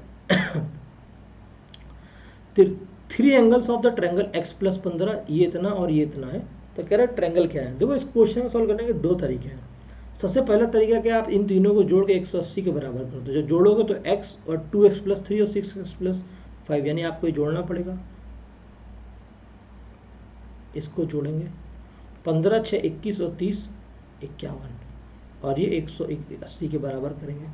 ठीक है, तो त्रिभुज के तीनों कोणों का योग 180 के बराबर होता है। 5 3 15 एलसीएम ले लेंगे। जब 15 एलसीएम लेंगे 15x हो जाएगा, ये 18x हो जाएगा और ये 12x हो जाएगा। और 180 में से 51 चला जाएगा तो 60 129 आ जाएगा। 129 × 15, 15 18 33 और 12 55x हो जाएगा। ठीक है, इसको पूरा सॉल्व कर लेंगे, जो भी आएगा 129 × 15 कर देंगे, जो भी सॉल्व करेंगे। मैंने क्या करा, x + 6x/5 + 2x + 3, 15 और 6 21 30 20 50 और 51 डिग्री कर दिया, बराबर 180 डिग्री कर दिए। 180 में से 10 में से 1 जाएगा 9 और 12 में से 5 जाएगा 7, 12 में से 17 में से 5 जाएगा 12, बिल्कुल सही है। एलसीएम 15 आ गया। 15x, 5 × 15 3 × 18x और 3 चौको 3 15, 3 बचे 15, 5 दूनी 10x, ये 10x के बराबर हो जाएगा। ठीक है, 15 18 33 और 10 43 के बराबर हो जाएगा, ये 43, ये 43x हो जाएगा। ये 3 से कट जाएगा तो 15 3 45 हो जाएगा। x की वैल्यू 45 डिग्री आ जाएगी। जैसे x की वैल्यू आप 45 यहाँ पे पुट करेंगे तो ये वाला एंगल 60 हो जाएगा। 45 पुट करेंगे 5 9 45, 5 9 45, 9 चौका 54, 6 60, ये भी हो जाएगा। जब 2 60 होगा तो तीसरा अपने आप 60 हो जाएगा, यानी इक्विलेटरल ट्रायंगल हो गया। ये इक्विलेटरल ट्रायंगल होगा। ये तो आपने बेसिक से कर दिया। दूसरा क्या कर सकते हैं, आप यहाँ पे वैल्यू डाल सकते हैं। अगर आप यहाँ पे 30 की वैल्यू डालेंगे हर जगह, 30 वैल्यू डाल के देखिए एक बार, तो 30 15 45 हो गया। 30 डालेंगे तो 36 और 6 42 हो गया। 30 डालेंगे तो कितना होगा, 10 2 20 30 50 हो जाएगा। ये देखो त्रिभुज के तीनों कोणों का योग सब 180 के बराबर नहीं हो रहा, तो यहाँ ये एंगल हो ही नहीं सकता। 45 डाल के देख लीजिए, 45 15 60, 54 6 60, 45 15 दूनी 30 30 60, देखिए आपको मिल गया राइट इक्विलेटरल ट्रायंगल मिल गया, समभुज यानी कि समबाहु त्रिभुज। आप डायरेक्ट भी वैल्यू डाल के आंसर देख सकते हैं। अगला, कोई ट्रायंगल एबीसी है, क्या है, कोई त्रिभुज एबीसी है मेरे भाई, ठीक है एबीसी ये है, और एडी क्या बीसी पर परपेंडिकुलर है। ये त्रिभुज एबीसी है और एडी क्या है, बीसी पर परपेंडिकुलर है, ये परपेंडिकुलर है। हमें निकालना AB² + BC² + CA²। देखो भाई, हमें पता नहीं रिलेशन, लेकिन जो भी आंसर लाना है वो AD के टर्म में लाना। और AD क्या हमारी हाइट है। हाइट क्या होती है, A√3/2 होती है। A क्या होती है, साइड होती है। ये सब साइड के बराबर होता है। तो हमें साइड का स्क्वायर निकालना है, तो हम जानते हैं AB बराबर क्या लिखा हुआ है, AB बराबर, यानी ये क्या है H का मतलब क्या है AD बराबर क्या है A√3/2, और A क्या है, AB है, यही BC है और यही CA भी है, क्योंकि इक्विलेटरल ट्रायंगल में AB बराबर BC बराबर CA होता है, तीनों साइड्स बराबर होती हैं। तो ये वैल्यू कितनी आ गई, AB की वैल्यू 2/√3 आ गई इंटू AD, 2/√3, यही BC की वैल्यू होगी, यही CA की वैल्यू होगी। तीनों का स्क्वायर करना है तो 4/3 4/3 4/3 स्क्वायर करेंगे तो AD² बाहर चला जाएगा, कॉमन ले लिया हमने। ठीक है, तो 4/3 ये कट जाएगा, इससे क्या हो जाएगा AB² + BC² प्लस का CA²। तो ये कितना आ गया 4/3, 12/3, यानी ये 4 के बराबर आ गया। ये 1 1 1 हो गया, 3 AD के बराबर हो गया। ये इसका आंसर आ गया। The centroid of an equilateral triangle ABC, ये ABC इक्विलेटरल ट्रायंगल है, इसका जो सेंट्रॉइड है वो G है, यानी ये G है, और AB की वैल्यू 10 दे रखी है। लेंथ 10 है, तो लेंथ अगर जब 10 है तो हाइट कितनी होगी, 2 का 5 गुना है, 2 की हाइट √3 होती है, 5 का मल्टीप्लाई होती है, हाइट 5√3 आ गई। AG निकालनी, यानी 2/3 हिस्सा निकालना है, 2/3, √3 से √3 कट के 1 √3 बचेगा, 10/√3 इसका आंसर आ गया, बी ऑप्शन। आपको ऑलरेडी सब बता चुका हूँ मैं। एक second, what is the mistake, 10 upon कितना आ रहा है, √3 आ रहा है, 10/√3 आ रहा है। बात तो वही है, दोनों आंसर में फ़र्क क्या है, अगर हम √3 को ऊपर मल्टीप्लाई करेंगे तो ये तो बात लिखी, दोनों आंसर सेम लिखे हैं। ठीक है एक बार फिर से देख लो, आंसर दोनों ही सेम लिखे, लेकिन फिर से क्रॉस चेक करा देता हूँ आपको। ये क्या है, हमारा ट्रायंगल है बेटा बंधु, आराम से देखो। जब ये ट्रायंगल है तो AB की वैल्यू 10 दे रखी है, जब साइड 10 होती है, यानी 2 का 5 गुना है, साइड का 2 होती है तो हाइट हमारी √3 होती है, जो गुना होता है वो होता है 5 √3 हमारी हाइट आ गई। AG निकालना है, यानी कि AG का मतलब होता है 2/3 हिस्सा। ये √3 से कटेगा तो ये √3 आएगा, 10/√3 आंसर आएगा। चाहे 10/√3 बोला जाए, चाहे 10√3/3 बोला जाए, बात दोनों ही आपस में बराबर है। AX क्या है? BC पर परपेंडिकुलर है।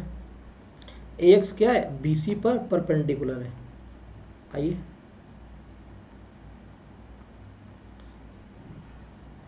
ये देखिए, ये एक समबाहु त्रिभुज है,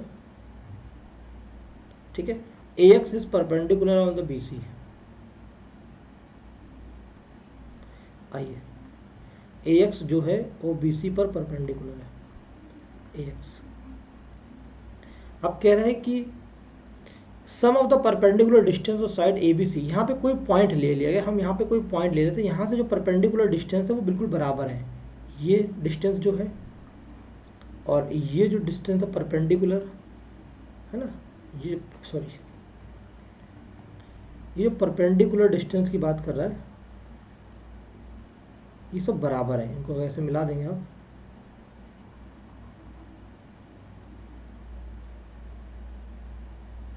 ठीक है, ये सब बराबर दे रखा है। और वो पॉइंट क्या बताया गया, कुछ बताया गया नहीं। इसको मान लेते हैं P पॉइंट परपेंडिकुलर, ये BE मान लेते हैं, ये CF मान लेते हैं, ये AD, ये PD मान लेते हैं। ये पॉइंट है, तीनों से बराबर है। कह रहा है कि ये जो क्या बोला, परपेंडिकुलर डिस्टेंस, इन तीनों का सम निकालना है आपको। PF PE प्लस OP, इनका सम किसके बराबर होगा। देख लो भाई, त्रिभुज के यहाँ पर एरिया का कॉन्सेप्ट लगा लो, एरिया को इक्वेट कर लो। जब भी परपेंडिकुलर का सीन हो तो आप एरिया को इक्वेट कर लो। अगर हम एरिया को इक्वेट करेंगे, इस पॉइंट से देखेंगे एरिया, तो ये वाली साइड के लिए ये वाली हाइट हो गई, ये वाली साइड के लिए ये वाली हाइट हो गई, और ये वाली साइड के लिए ये वाली हाइट हो गई। बड़े वाले ट्रायंगल के लिए साइड BC बेस के लिए हाइट ये हो गई। तो हाइट यानी त्रिभुज का क्षेत्रफल क्या होता है, हाफ बेस इंटू हाइट। लगा दीजिए भाई, बड़े वाले त्रिभुज का क्षेत्रफल ABC का क्या होगा, half BC into height AX। BC into height AX के बराबर होगा, ये AX। एक बार फिर से लिख देता हूँ, हौच पौच हो गया। Half BC into AX height होगी। अब देखो भाई, एरिया देखते हैं, half AB into PF plus का हाफ AB बोल रहा है AC इंटू PE प्लस का हाफ BC इंटू DP। अब अगर आप यहाँ से AB बराबर BC बराबर C होगा, क्योंकि क्या ये इक्विलेटरल ट्रायंगल है, ये साइड, ये सारी साइड्स बराबर होंगे, तो हाफ AB कॉमन आ जाएगा, क्योंकि हर जगह AB कर लो आप। हाफ AB जो कॉमन है, चाहे हाफ AB लिख लो चाहे BC लिख लो, बात बराबर है। तो PF प्लस का PD और प्लस का PE ये बराबर, ये हाफ BC से BC कट जाएगा, तो ये AX की लंबाई क्या इन तीनों के बराबर आ जाएगी।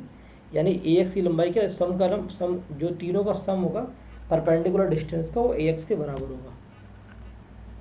अगला, G सेंट्रॉइड पेरीमीटर 24 है। अगर किसी भी इक्विलेटरल ट्रायंगल का पेरीमीटर 24 है तो परिमाप 3A होता है, साइड का 3 गुना होता है। साइड की वैल्यू 8 सेंटीमीटर आ गई। जब साइड 8 सेंटीमीटर होती है, हमें AG की लंबाई निकालनी है। साइड 8 होती तो हाइट कितना होता है, 2 का ये 4 गुना है। 2 की हाइट 3 होती है और 4 का मल्टीपल है, तो 4√3 हाइट हो गई। AG क्या होता है, 2/3 हिस्सा होता है, 2/3। ये कट जाएगा, √3 होगा, 8/√3 इसका आंसर है, 8/√3। अगला क्वेश्चन, अगर O ऑर्थो सेंटर है मेरे भाई, O क्या है, ऑर्थो सेंटर है। आइए देखते हैं, O is the ortho centre. अगर O ऑर्थो सेंटर है ट्रायंगल ABC का, ये ABC लिखो, यहाँ पर कलर चेंज करता हूँ। O ऑर्थो सेंटर है और एंगल BOC की बात कर रहा है, ठीक है भाई। ये A है, ये B है और C है, ये O ऑर्थो। BOC बात, ऑर्थो सेंटर कैसे बनता है, त्रिभुज के तीन एल्टीट्यूड जहाँ पर परपेंडिकुलर जहाँ इंटरसेक्ट करते हैं उसको ऑर्थो सेंटर कहा जाता है। और ऑर्थो सेंटर में ये एंगल और ये क्या होते हैं, कॉम्प्लीमेंट्री एंगल, सप्लीमेंट्री एंगल होते हैं, यानी 180 इन दोनों का सम होना चाहिए।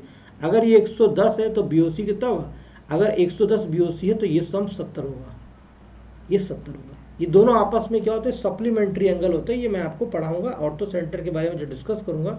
ऑर्थो सेंटर एक ऐसा सेंटर होता है त्रिभुज में, ऑर्थो सेंटर एक ऐसा सेंटर होता है जहाँ पर तीनों क्या परपेंडिकुलर इंटरसेक्ट करते हैं, यानी ये परपेंडिकुलर इस वर्टेक्स से और इस साइड पर ये परपेंडिकुलर, ये जहाँ पर ये ऑर्थो सेंटर कट करते हैं तीन परपेंडिकुलर, उसी पॉइंट को ऑर्थो सेंटर कहा जाता है। इनको ऑर्थो सेंटर कहते हैं, ऑर्थो सेंटर। तो ये वाला जो एंगल होता है और ये वाला एंगल जो होता है, ये आपस में क्या होता है, सप्लीमेंट्री एंगल होता है, 180 का डिफरेंस होता है। इसको हम प्रूफ भी कर सकते हैं, ये 90 लेके ये थीटा लेके तो 90 माइनस थीटा आएगा, लेकिन आपको जब पढ़ाऊंगा तो बताऊंगा, ठीक है। ये एल्टीट्यूड, साइड अगर 2√3 सेंटीमीटर हो, साइड जब 2√3 सेंटीमीटर है और हमको हाइट निकालना, तो 2 की साइड √3 होता है और 3 का मल्टीप्लाई √3, तो ये कितना हो गया, अच्छा 2/√3 लिखा हुआ है, तो क्या लिखा हुआ है 2/√3। तो जब 2 साइड होता है तो हमारा ये √3 होता है और इसका मल्टीपल है तो √3, एक कट गया यहाँ पर 1 मीटर। अब देखिए भाई, ABC एक इक्विलैटरल ट्रायंगल है। ABC क्या है, एक इक्विलैटरल ट्रायंगल है ABC। बना देता हूँ फटाफट। एक समबाहु त्रिभुज ABC है, A, B और C। Points D and EF taken, यहाँ पॉइंट D ले गया और ये E पॉइंट है और ये F पॉइंट है। AD बराबर CF है, ये AD है और ये CF के बराबर है। तो ABC ये जो ट्रायंगल बनेगा वो कैसा बनेगा, ये बोलना चाहता है। ये जो ट्रायंगल इनक्लोज होगा, देखो समबाहु त्रिभुज है बाहर वाला समबाहु त्रिभुज के अंदर जो भी एक त्रिभुज बनता है उसको भी समबाहु त्रिभुज कहते हैं। पहली बात तो अंदर बनता है। ये 2 पॉइंट बराबर हैं। ये 2 पॉइंट बराबर होने का मतलब है, हम जानते हैं reverse Thales theorem. Thales theorem कहते हैं ये रेशियो बटे ये रेशियो, अगर ये रेशियो के बराबर हो जाए, यानी AD बटे DB बराबर AF बटे FC के बराबर हो जाए, ठीक है, फोन किसका रहा है, AF बटे FC के बराबर हो जाए, ये रेशियो बराबर हो जाता है, तो ये दोनों लाइन आपस में पैरेलल हो जाती हैं, ठीक है। ये दोनों रेशियो बराबर हो जाए तो आप देखो यहाँ पर AD बराबर है और यहाँ पर ये FC बराबर है। AD और FC दोनों ही बराबर है, तो ये दोनों बराबर है, एक साइड इधर बराबर एक साइड इधर बराबर, तो दोनों साइड आपस में बराबर होंगे, ये मिड पॉइंट हो जाएगा। मिड पॉइंट से मिलाने वाले ट्रायंगल को इक्विलैटरल ट्रायंगल कहते हैं, ठीक है। सेंट्रॉइड जो है वो G है, AB 6 सेंटीमीटर है, यानी कि साइड उसकी 6 दे रखी है, साइड 6 है, हाइट कितना होगा 2 × 3 है। जब 2 साइड होती है तो हाइट 3 होती है, √3 होती है, 3√3 आ गया। AG की लंबाई निकालनी, AG क्या होता है 2/√3 होता है, 2/3 हिस्सा होता है AG, 2/3 कट गया, 2√3 आंसर आ गया। अगला ट्रायंगल ABC जो है एक त्रिभुज ये बना हुआ है, फटाफट ये भी देखिए। ABC क्या है, पैरेलल है लाइन BC के। ABC is the line parallel to BC intersect AB and AC at P and Q point पर। थोड़ा ध्यान से देखता हूँ क्वेश्चन क्या कह रहा है एक बार फिर से। ये त्रिभुज ABC है, इसको पहले ड्रा करता हूँ। ये त्रिभुज ABC का नाम है। ABC line BC intersect AB AC P and Q respectively. AB का रेशियो कितना है मेरे भाई 5 है, ये पूरी 5 है। AP कितनी है 3 है, अगर ये 3 है पूरी 5 है तो ये 2 हो जाएगा, ये 2 हो जाएगा। मेरे भाई एक बात हम जानते हैं, थेल्स थ्योरम क्या कहती है कि अगर ये दोनों मिड पॉइंट है ना, ये दोनों मिड पॉइंट है, थेल्स थ्योरम कहती है जो रेशियो ये होगा वही रेशियो ये है, तो 3/2 ये भी होगा। 2 लाइन पैरेलल है, जब ये 2 लाइन आपस में पैरेलल होती हैं, जब दोनों लाइन आपस, रिवर्स थेल्स थ्योरम कहती है अगर 2 लाइन पैरेलल है तो जो AP का रेशियो होता है BP से, वही सेम रेशियो AQ का QC से हो जाता है व्हेन बेस इज पैरेलल। ये रिवर्स थेल्स थ्योरम कहता है, तो इसका रेशियो भी क्या होगा 3 और 2 के बराबर होगा, AQ से QC। रेशियो ऑफ सरकम टू क्या कह रहा है, फिर से देखो डार्क करने तो पहले, सरकम रेडियस यानी कैपिटल R से इन रेडियस स्मॉल r, 2:1 होगा। One angle of triangle is equal to one angle मान लिया हमने थीटा है, यानी A मान लेते हैं, is equal to the sum of half के बराबर है। ये सिचुएशन दे रखी है, यानी 2A बराबर B + C दे रखा है। त्रिभुज के तीनों कोणों का सम कितना होता है 180 होता है। B + C क्या होगा 180 - A हो गया। अगर 180 - ये हो गया 3A बराबर 180 हो गया और A बराबर 60 आ गया।